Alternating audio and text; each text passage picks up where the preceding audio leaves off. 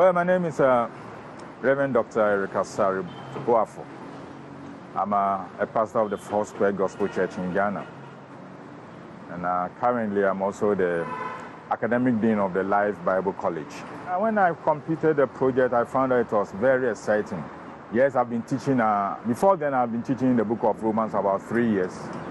But then when I was challenged to read it 20 times, write it, I had a different meaning entirely. It really impacted my life positively. And since then, my teaching of the book of Romans has been excellent by the grace of God. And I've challenged members of my church. And it's having a real impact on them. And I thank God for this program. And I pray to have that positive impact on other pastors and Christians too. The Romans project has positively affected my ministry. Like I said, since I teach in the Bible school, and incidentally, I teach the book of Romans, right? It took my understanding of the book of Romans to another level entirely. And my teaching also changed, right? It's now giving me a better understanding of the book of Romans. It's like I see the book of Romans like a book of systematic theology.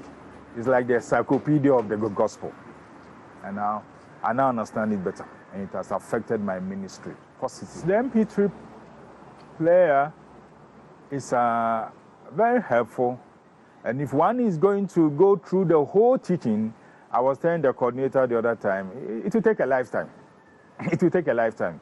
Because to read the book of Romans 20 times and then study the book of Romans.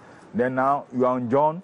If you want to understand very well, read the book of John about 20 times and then listen to the teachings. You find that it takes a whole lifetime.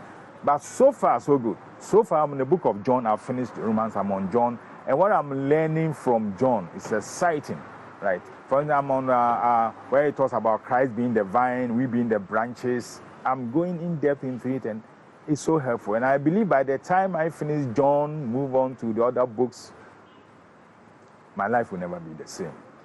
Definitely, my life will. I thank the organizers for such a wonderful job they've done. And those who are sponsoring this thing, God bless them mightily.